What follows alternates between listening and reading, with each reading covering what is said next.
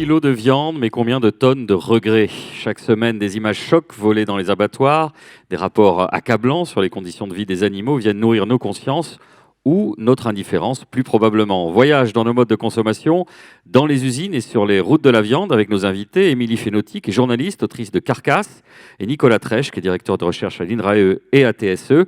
Et le plus, finalement, chébrant de nos modérateurs, c'est Guillaume Gralet, rédacteur en chef Tech et Sciences du Point. Sous vos applaudissements, mesdames, messieurs. Merci beaucoup, Boris.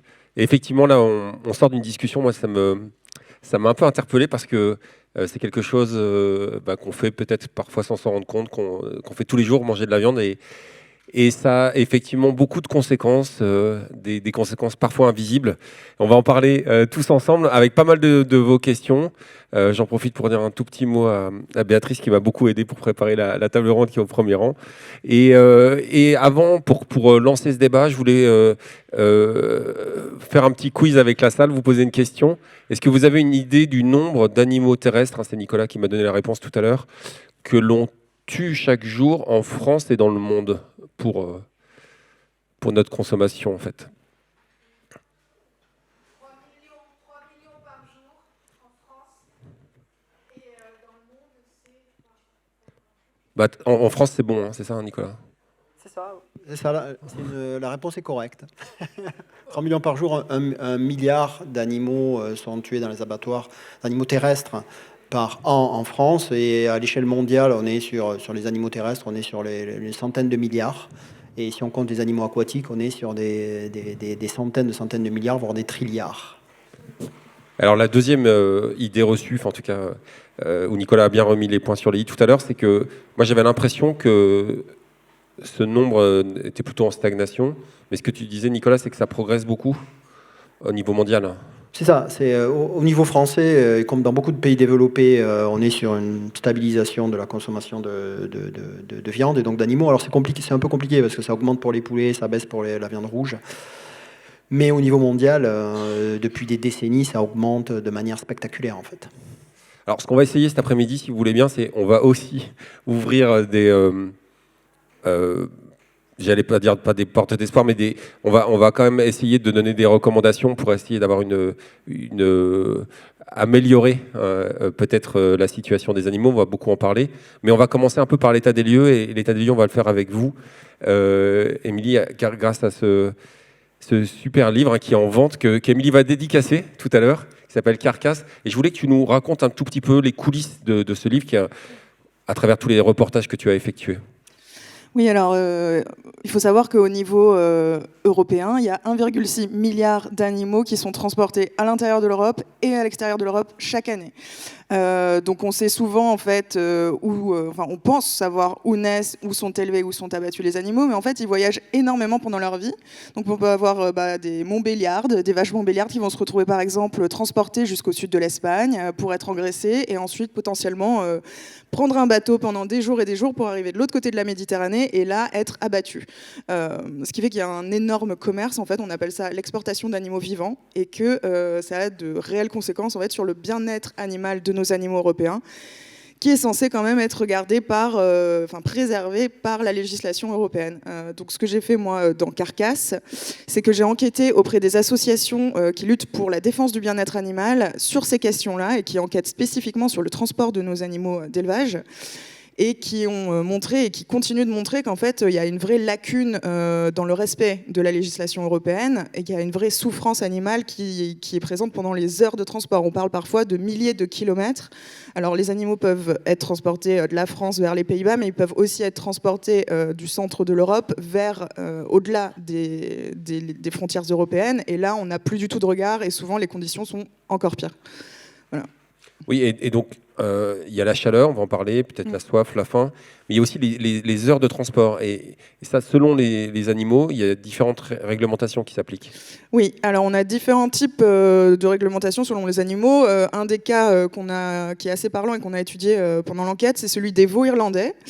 Donc en fait, l'industrie irlandaise du lait est vraiment titanesque par rapport à la taille de ce plutôt petit pays. Et donc il y a une très très forte industrie laitière, sauf que les Irlandais, par culture, ne consomment pas de viande de veau. Ce qui fait qu'en fait, les animaux veaux, donc notamment les animaux qui ne produisent pas de lait, donc les veaux masculins, sont considérés comme de réels résidus de l'industrie laitière et vont vraiment avoir une valeur marchande qui est pitoyable, et les éleveurs essayent vraiment de s'en débarrasser le plus vite possible. Ce qui fait qu'on a des animaux sur les routes à 2 semaines d'âge, ils ne sont pas sevrés, donc normalement ils sont censés être sous la mer pour avoir le lait, ils se retrouvent embarqués dans des camions où souvent il n'y a pas même jamais les infrastructures pour les nourrir, donc pour leur donner du lait maternel, pour leur donner à boire et pour qu'ils se reposent. Et là, ce qu'on a étudié dans l'enquête, on a suivi en fait une bétaillère qui partait des marchés aux bestiaux irlandais, donc avec des bébés veaux, qui traversaient ensuite la mer jusqu'à Cherbourg en France, et ensuite on les a suivis jusqu'aux Pays-Bas, où là ils arrivaient sur une ferme où les attendait l'engraissement, et souvent des conditions d'élevage qui sont vraiment pas top. Et en fait, on a toute une industrie du transport et de l'exportation qui marche, pour le veau en tout cas, sur ce résidu de l'industrie laitière. Mais il n'y a pas que le veau. Donc on va avoir, par exemple, pour les porcs, la réglementation veut 24 heures maximum de transport, puis 24 heures de pause. Mais 24 heures de transport, en fait, selon les conditions météorologiques, par exemple quand il fait très froid ou qu'il fait très chaud, et ça arrive souvent sur les routes européennes et de plus en plus, on a des conditions qui sont de pire en pire, et des animaux qui parfois meurent de chaleur, de chaud dans les camions. Alors juste avant qu'on aborde justement ces pistes pour que ça se passe mieux, hein. Tu m'as parlé tout à l'heure d'abattoirs qui peuvent se délocaliser pour être plus près des zones d'élevage. Ma question s'adresse à toi, Nicolas, qui bosse sur l'économie de ce secteur. Comment on en arrive là, alors que j'ai l'impression que la conscience de ces soucis progresse également? Bon, déjà, félicitations à Émilie d'avoir fait cette enquête, parce que on a beaucoup d'informations, enfin de plus en plus d'informations maintenant qui nous parviennent sur les conditions d'élevage des animaux, notamment avec des infiltrations des associations. Mais souvent, on est dans les élevages, on est dans les abattoirs, et là, le transport, c'est un peu un angle mort, en fait. Donc c'est vraiment très intéressant d'avoir essayé d'enquêter sur ce sujet. Et c'est informatif pour des personnes comme moi qui travaillent sur ces sujets et qui essaient d'obtenir de l'information. Moi, je suis économiste, je travaille sur les animaux. On est très peu, évidemment, d'économistes à travailler sur les animaux. Et pour moi, quand je vois ça, ce qui me saute aux yeux, c'est qu'on est dans une logique économique, en fait. Et donc, évidemment, je prêche pour ma paroisse, mais ça suggère qu'au-delà de la philosophie, de la psychologie, qui travaille déjà sur les animaux, et il y a des champs dédiés dans ces disciplines, et aussi en droit, il y a du droit animal. Aujourd'hui, il n'existe pas de champ dédié en économie, et je crois que c'est important d'en avoir aussi, de développer ce type de recherche parce que finalement comprendre la situation et essayer d'aller dans la bonne direction, il faut aussi maîtriser, je pense, l'économie. Et justement, sur ces recherches, qu'est-ce que tu as appris récemment? Sur quoi tu plonges? Je crois que tu travailles avec d'autres universitaires, d'autres chercheurs, Duke University par exemple aux États-Unis. C'est quoi les principaux enseignements? Alors, l'année prochaine, je vais publier un livre qui est intitulé Animal Economics, donc l'économie des animaux. Et dans ce livre, donc c'est un livre qui n'est pas un livre vraiment grand public, c'est un livre, on va dire, pour les étudiants, mais qui quand même reste assez accessible. Et j'essaie d'expliquer ce que peut être une économie des animaux. Pour schématiser, dans ce livre, il y a 2 parties, ce que j'appelle l'approche directe et l'approche indirecte. C'est 2 manières de prendre en compte les animaux, et qui ne sont pas d'ailleurs mutuellement exclusives, hein.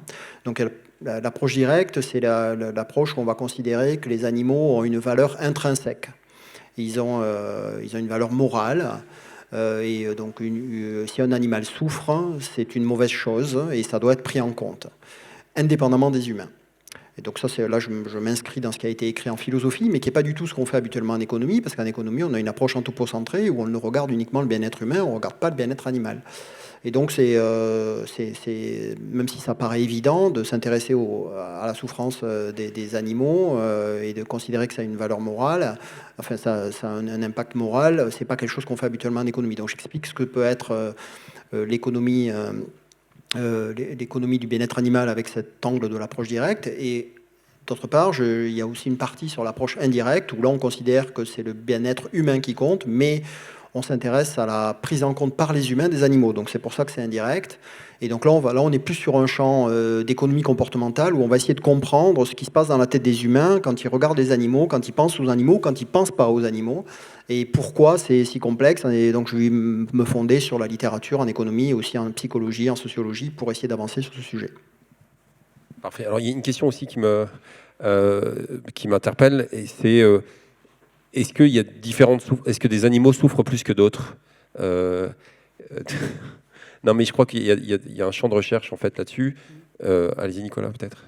Alors la souffrance, c'est particulier parce qu'en fait, biologiquement, on est câblé entre guillemets à peu près, enfin, de manière similaire dans le monde animal. En tout cas, si on se regarde les mammifères et les oiseaux, et donc il n'y a pas de raison de penser que si on brûle un cochon ou un humain, on va ressentir quelque chose de vraiment différent. Donc sur la souffrance physique, je ne pense pas qu'il y ait d'énormes différences. En revanche, sur l'univers mental, là, évidemment, il y a des différences qui sont importantes. Mais aujourd'hui, le concept clé dans cette littérature, d'ailleurs, ça peut être un autre quiz, est-ce que vous avez une idée du mot-clé pour capter justement finalement cette conscience animale? C'est la même Bravo. personne. Le sanctuaire Lagari, c'est un sanctuaire qui est dédié aux animaux de ferme. Ah, d'accord. C'est pour ça. Donc c'est ça. Bravo. Donc le concept fondamental en philosophie et aussi maintenant en économie, c'est le concept de sentience, cette capacité à ressentir finalement, à avoir des émotions positives ou négatives, sentir la souffrance, mais au-delà en fait, les expériences mentales, et c'est ça qui va être à la source de la valeur morale en fait. D'accord, il y a des travaux là-dessus. Parce que je vous posais la question peut-être de manière un petit peu provocatrice tout à l'heure, je disais, mais est-ce qu'on parle aussi de la souffrance des poissons et peut-être même du bien-être végétal? Parce qu'il y a des champs de recherche qui sont très intéressants, on peut en parler tout de suite d'ailleurs, qui est peut-être de remplacer la viande que l'on mange au quotidien par... il y a deux pistes, soit la viande qu'on va cultiver en laboratoire, si vous pouvez nous expliquer un petit peu comment ça peut se passer, et puis aussi la viande végétale. Alors la viande végétale, elle commence à avoir un petit peu de succès, même si c'est encore microscopique par rapport à ce qu'on consomme au quotidien, mais celle qui peut être cultivée en laboratoire, est-ce que vous pouvez nous dire où nous en sommes? Donc, bon, deux choses, c'est vraiment une question très, très riche. Donc, quand on définit la sentience, la question qui vient après, c'est qui est sentient en fait. Et bon, c'est des recherches qui évoluent. Mais le consensus aujourd'hui est que finalement ça c'est limité au monde animal. Les plantes ne sont pas sentientes, ça ne veut pas dire qu'elles ne réagissent pas à leur environnement, qu'il n'y a pas quelque chose qui se passe, mais il n'y a pas les substrats biologiques, neurologiques qui permettent de définir la sentience, la conscience. Donc on est dans le domaine des animaux, et à l'intérieur du monde animal, on sait que des animaux sont sentients, les mammifères, les oiseaux, les poissons. Il y a d'incertitudes sur les insectes, et puis on peut penser que certains animaux ne sont pas sentients. Donc ça, je vais m'arrêter là, et on parlera peut-être de la... Vous voulez que je parle aussi de la viande végétale et cultivée maintenant ou... Oui, non, pas bon. Non, mais j'adore. Mais sur les insectes, on pourrait en parler des heures, ça m'intéresse aussi. Mais effectivement, les deux pistes, parce que je vous demandais tout à l'heure, est-ce qu'on ne pourrait pas remplacer cette viande qu'on consomme au quotidien? Est-ce que vous pouvez nous dire où on en est? Et je crois que même celle qui est cultivée en laboratoire, elle est interdite, c'est ça?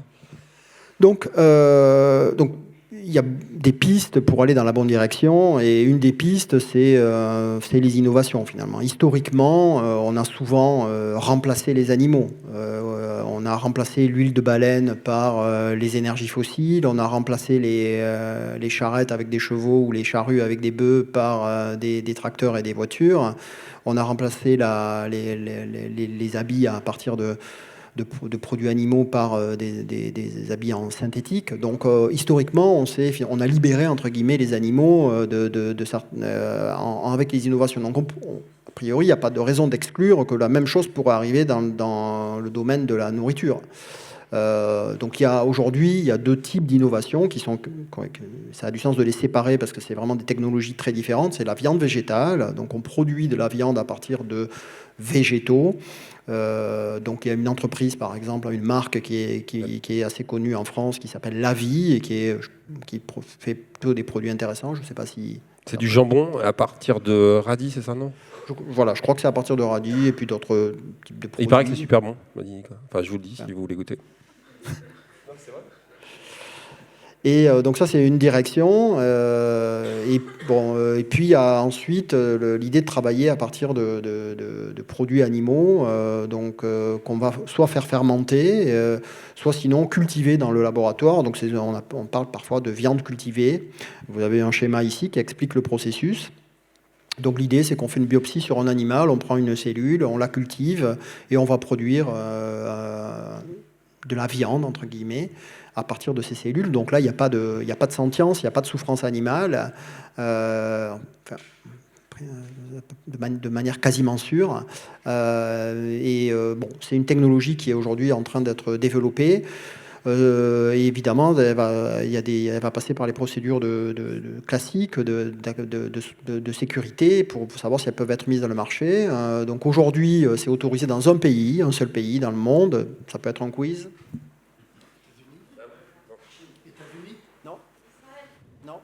Israël, ils avancent bien, mais c'est pas... Dans votre micro quand vous leur répondez. Ouais. Ouais. Singapour, c'est ça. C'est autorisé à Singapour. Donc à Singapour, il y a un restaurant, c'est en train de se développer, qui vend de la viande cultivée. Et puis on a des processus d'autorisation qui sont en train de se développer. Il y a une entreprise française, Gourmet, qui a soumis son produit à l'agence européenne pour être autorisée sur les marchés. Elle produit de la viande, du foie gras cultivé. Voilà, et vous disiez tout à l'heure que ce qui est un peu étonnant, c'est que ce produit est déjà interdit dans les cantines en France. Donc on voit qu'il y a un certain zèle législatif aujourd'hui pour finalement mettre des bâtons dans les roues à ces entrepreneurs, à ces startups qui essaient de proposer des innovations. Et le Parlement français s'est déjà opposé, alors que le produit n'est pas encore autorisé, il est déjà interdit dans certains segments de notre activité. Donc ça interpelle, on va dire. En dehors de la souffrance animale, il y a... qui est dingue, hein. Et puis surtout c'est invisibilisé, c'est ça qui est très intéressant dans vos deux constats, c'est-à-dire qu'on ne s'en rend pas compte, ou on oublie, ou on choisit d'oublier, mais il y a le poids au niveau de la pollution, c'est ça, de l'élevage tel qu'il est pratiqué aujourd'hui. Est-ce que vous pouvez nous en parler un petit peu? Je crois que vous parlez de 14,5% des émissions de CO2 qui est dû à cet élevage. Ouais, au niveau mondial, l'industrie de l'élevage est à peu près sur le podium avec l'industrie pétrolière, donc c'est quand même assez important. 14,5% des émissions mondiales de CO2 en effet. Et puis en plus, au niveau du transport, forcément sur des longues distances, on va avoir des émissions de CO2 qui sont d'autant plus conséquentes, donc une empreinte carbone qui est d'autant plus grande pour la viande, qui est déjà très lourde sur ce point-là. Et puis oui, on a aussi évidemment toute la condition animale et cette question un peu morale et philosophique. En fait, pourquoi on transporte des animaux sur des milliers de kilomètres? Pourquoi justement on les traite comme s'ils étaient déjà morts et de simples marchandises alors qu'ils ne sont pas encore propres à la consommation. Et c'est des questions qu'il faut se poser, oui, alors, au niveau de la pollution, au niveau de l'éthique, au niveau de la morale, au niveau des solutions qu'on peut apporter. Voilà. Est-ce que si on acceptait, je m'adresse à l'économiste cette fois-ci, Nicolas, est-ce que si on acceptait de payer plus cher ce qu'on décide de mettre dans notre assiette, est-ce que on pourrait réduire cette souffrance ?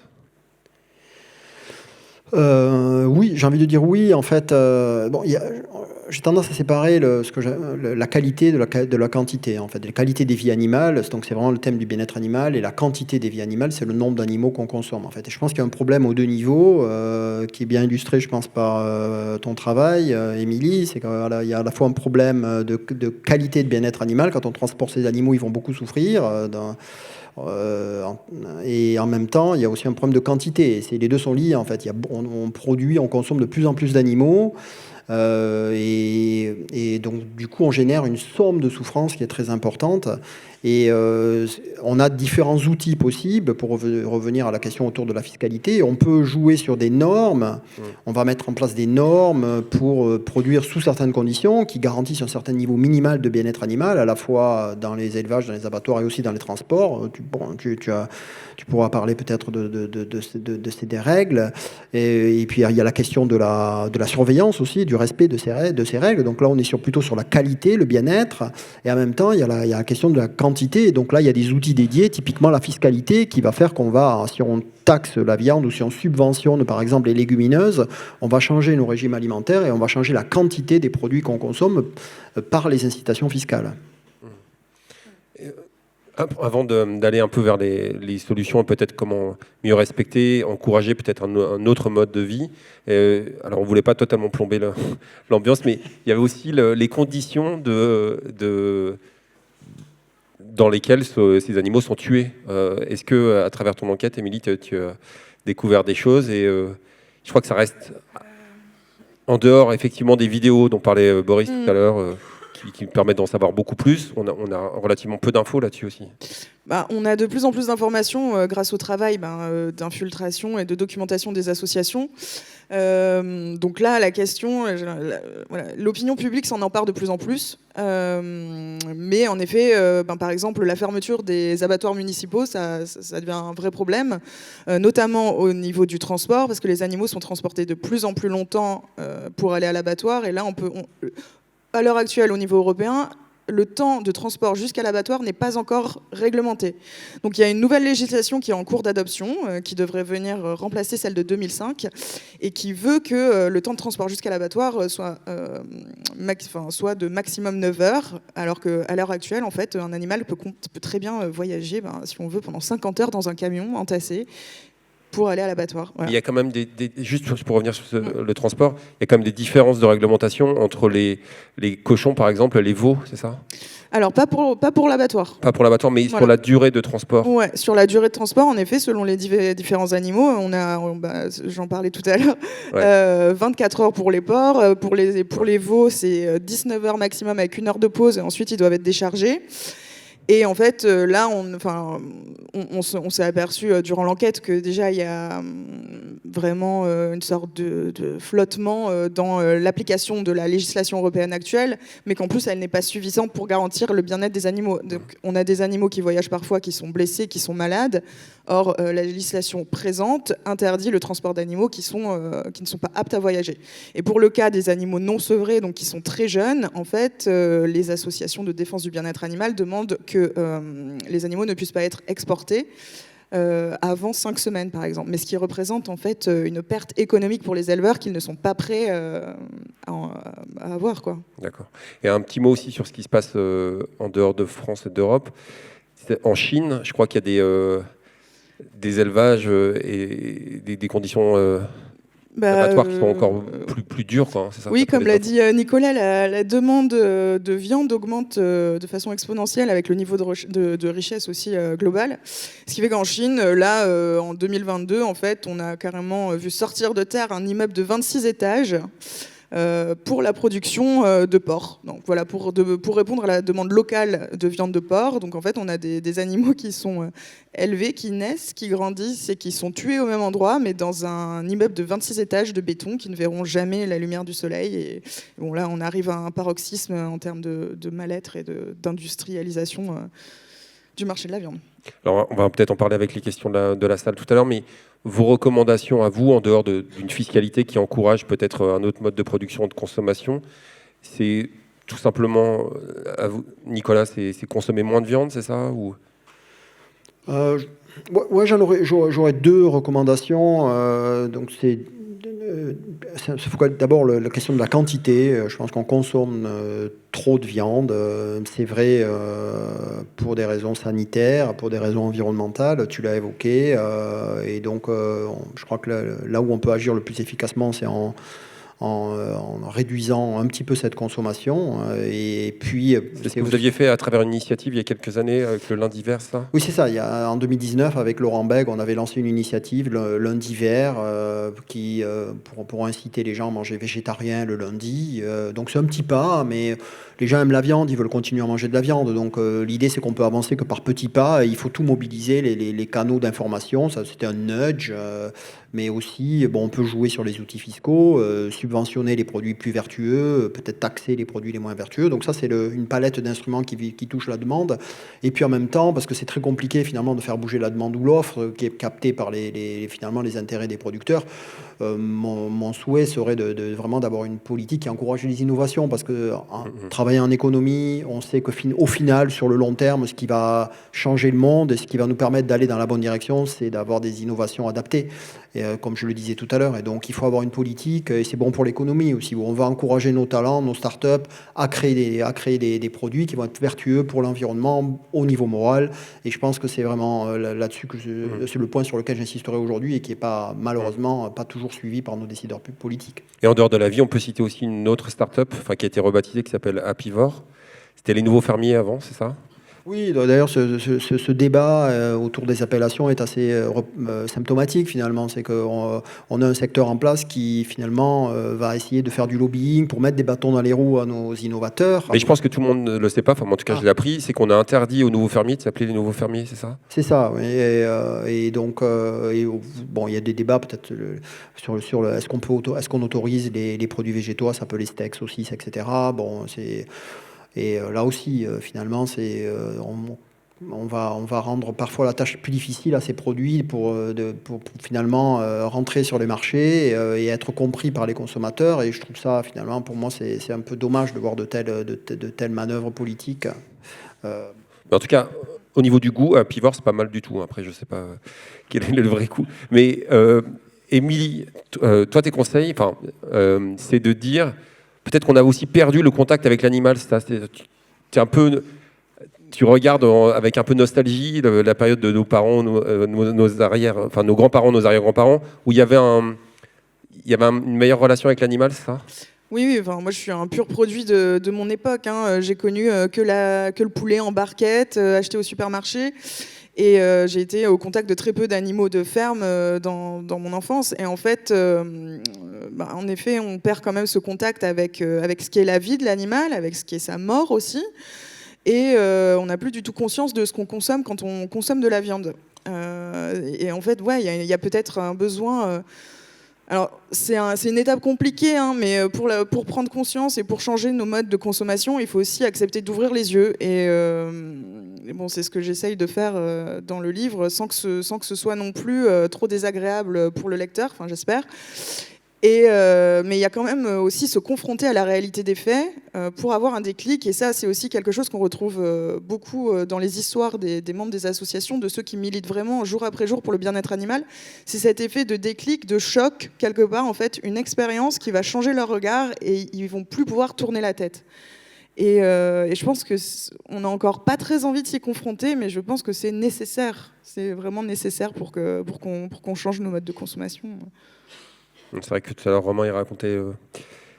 Romain Gonzalez, donc un des organisateurs de cet événement, il racontait cette expérience qu'il a eue, lui, en entendant un cochon se faire abattre.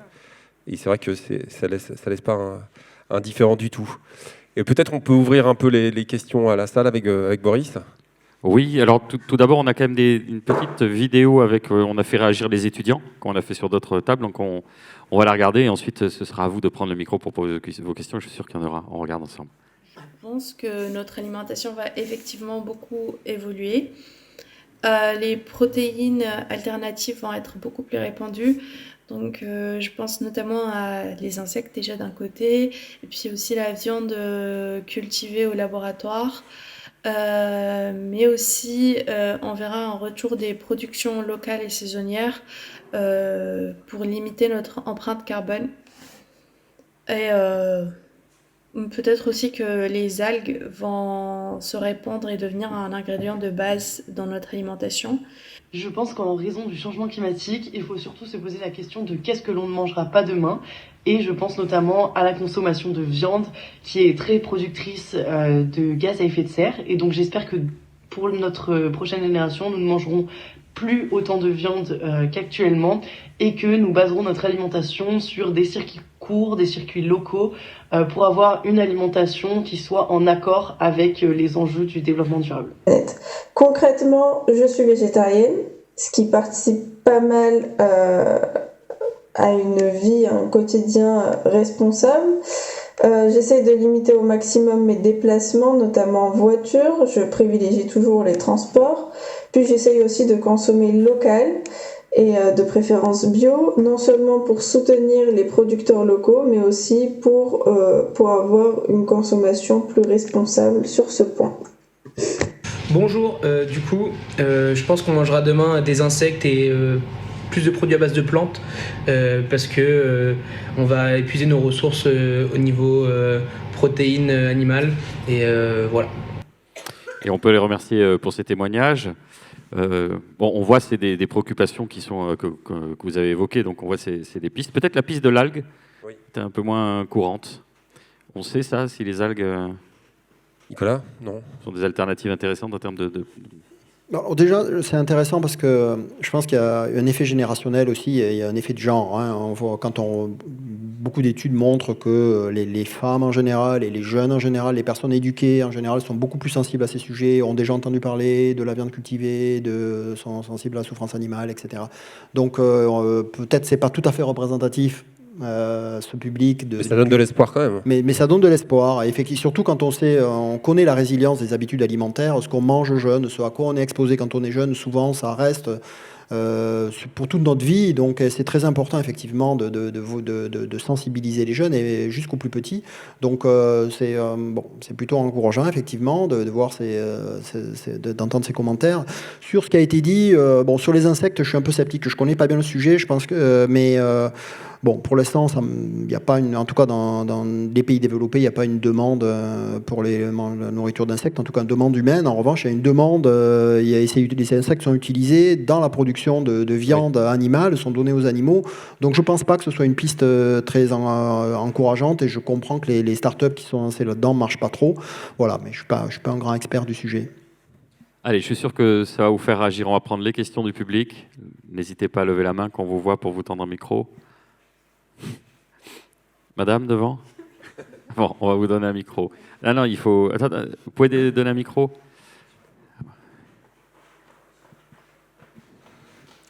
Bonjour, merci pour vos interventions.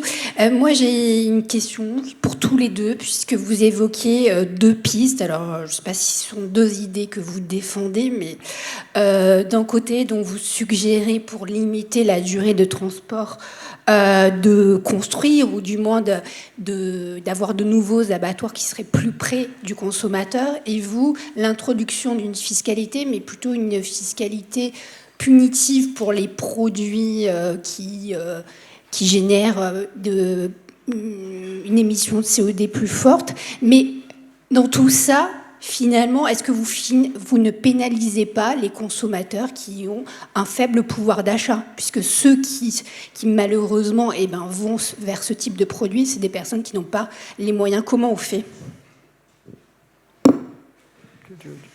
C'est bien les grandes questions existentielles. Vous êtes tenu de répondre. Trouvez la solution. Et le thème, c'était éthique. Mais c'est vrai que le pouvoir d'achat, c'est une vraie question. C'est une vraie question, le pouvoir d'achat. En même temps, quelque part, moi, je vois un peu que des avantages à manger plus de légumes. En effet, ça coûte moins cher que la viande. Après, je peux tout à fait comprendre qu'on ait envie de manger de la viande, en vrai. Après, pour ce qui est des abattoirs, je pense qu'on avait un tissu d'abattoirs qui était beaucoup plus dense au niveau national et qui est en train de se désagréger au profit des grands industriels. C'est-à-dire qu'on a des abattoirs de plus en plus privés et spécialisés, avec une obligation pour les éleveurs de vendre leurs cheptels, enfin leurs animaux, à de grandes entreprises productrices de viande. Donc là, on a aussi une perte d'autonomie pour les éleveurs, et puis on a de moins en moins la main aussi sur les conditions d'abattage, puisque une fois les animaux livrés, ils entrent dans une boîte noire et puis ils en ressortent en barquette. Après, c'est vrai que la question de la viande pas chère, c'est une vaste question. En fait, si on regarde le lien entre la richesse et la consommation de viande, on voit que c'est une courbe en U inversée, en fait. Donc les pauvres en mangent peu, mais dès qu'on devient un petit peu plus riche, on en mange beaucoup, et les plus riches en mangent moins. Donc en fait, c'est plutôt les classes moyennes et plutôt quand même populaire plus, on va dire, qui mangent de la viande. Et donc se pose une question de régressivité qui est très importante, en fait. Et c'est effectivement une question centrale, en fait. Comment on peut mettre en place une fiscalité? Donc c'est pour ça que souvent on parle de fiscalité en cours plutôt de stimulation des produits de type légumineuse, j'ai évoqué ça tout à l'heure, qui pourraient aller dans la bonne direction. Et sur ce point, j'ai une anecdote à partager. En fait, une erreur qu'on a commise quand on a lancé en 2019 notre opération Loin d'hiver. On avait contacté 500 personnalités. Donc, il y avait des personnalités du monde académique, mais aussi du monde des médias. Il y avait des acteurs, des actrices qui proposaient de ne plus manger de viande le lundi. On avait Juliette Binoche, Isabelle Adjani, etc., qui avaient signé cette tribune dans Le Monde. Et on a eu beaucoup de réactions de gens qui nous disaient « Mais regardez ces personnes, ils prennent l'avion pour aller à Hollywood et en même temps, ils nous disent de ne pas manger de la viande. » Et je pense que c'est assez typique, en fait. Et on n'avait pas du tout anticipé ça. Et la question finalement des inégalités autour de ces sujets-là est centrale, et notamment pour l'acceptabilité politique. Donc c'est une très très bonne question. Oui, on va vous donner le micro, monsieur. Bonjour, je voudrais peut-être répondre, si vous me permettez, à demoiselle, par rapport à... C'est une question de pouvoir d'achat, finalement. Il y a une étude qui a été publiée il y a quelques semaines.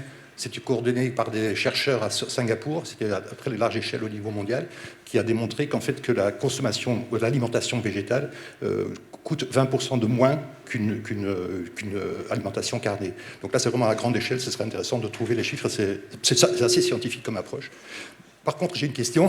Effectivement, on évoque la fiscalité, on évoque donc des moyens politiques pour, je dirais, bouger le consommateur vers une autre alimentation. D'un point de vue économique, et je veux dire de politique économique, que pensez-vous de simplement la question, comment est-ce possible qu'aujourd'hui, l'Union européenne et la France financent, subventionnent les produits laitiers, la viande, tandis qu'on sait très bien que ça a un mauvais impact sur la santé humaine et sur l'environnement. Je veux dire, on a taxé les cigarettes, les cigares depuis des lustres. Tout le monde aujourd'hui est d'accord là-dessus parce qu'il y a un coût sociétal. Par contre, on subventionne la viande, on subventionne les éleveurs, tandis qu'en fait, ça nuit la santé. Sûrement, il y a des modèles, je suis sûr que le professeur Treich il peut répondre à ça parce que ça fait partie de ses travaux. Donc voilà. Merci pour votre question. Nicolas. Là, ce que répondent les personnes qui mettent en œuvre ce type de politique, c'est qu'il y a des effets, des externalités négatives, mais aussi des externalités positives, incluant finalement des arguments d'inégalité. On va soutenir nos petits agriculteurs qui vont finalement contribuer à l'entretien du paysage, etc. Donc, il y a ce jeu un petit peu sur la combinaison des externalités positives et négatives qui peut justifier finalement certaines formes de subventions. Mais je pense qu'effectivement, quand on fait vraiment un calcul poussé des externalités positives et négatives, il n'y a pas photo, j'ai envie de dire. Les externalités négatives sont massives. Et donc, au final, ça reste un problème politique, en fait. C'est qu'il n'y a pas de volonté politique. Aujourd'hui, si on prend le secteur agricole, on a 2/3 des exploitations qui sont liées à l'élevage.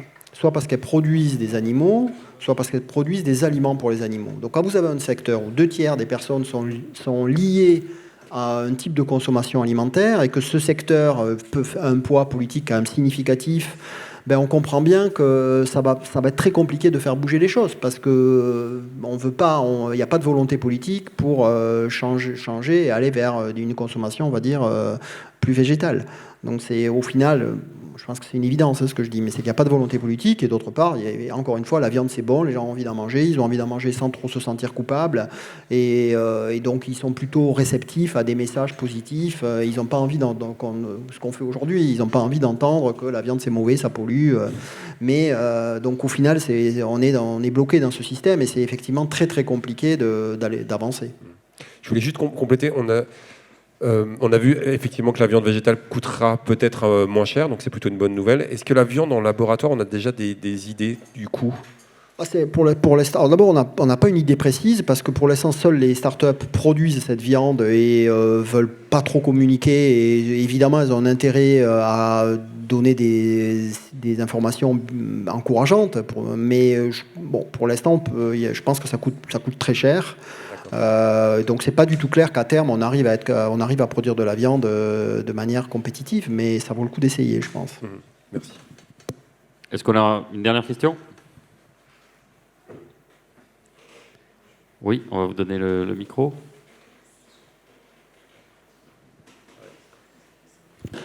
Attention, ça va ?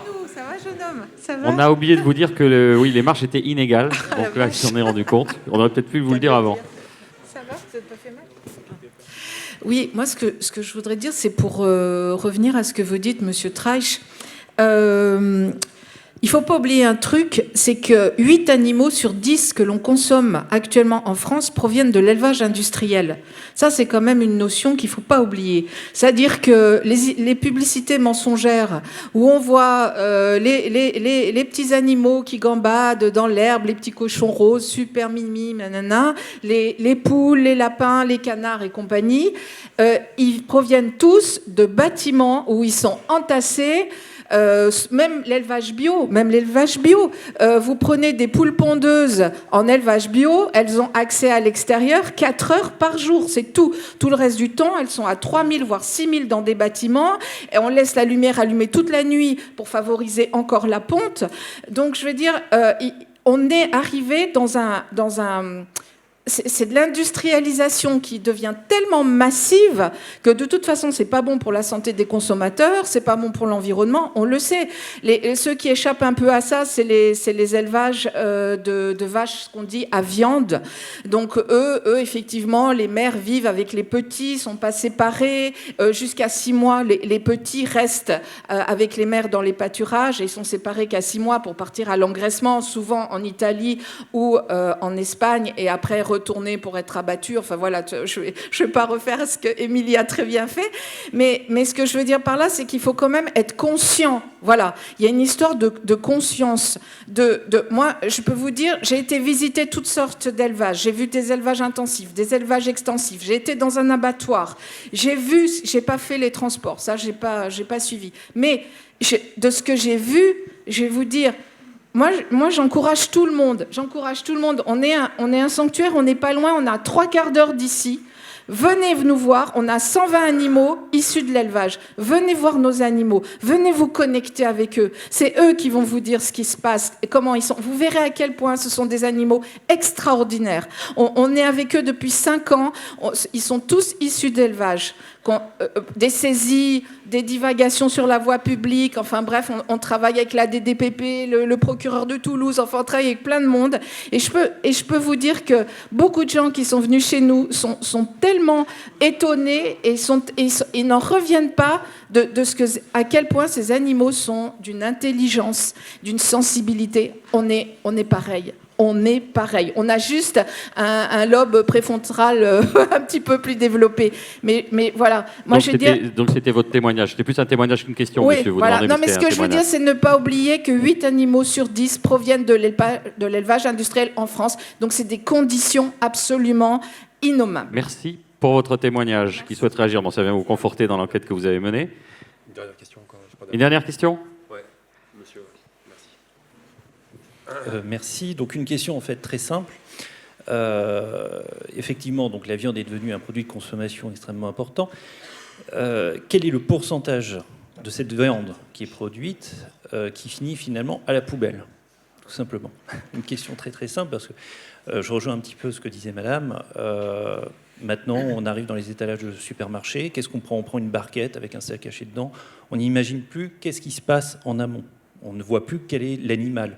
C'est devenu comme un véritable objet. Donc comment le consommateur doit réagir par rapport à ça? Est-ce qu'il y a des pistes de réflexion là-dessus?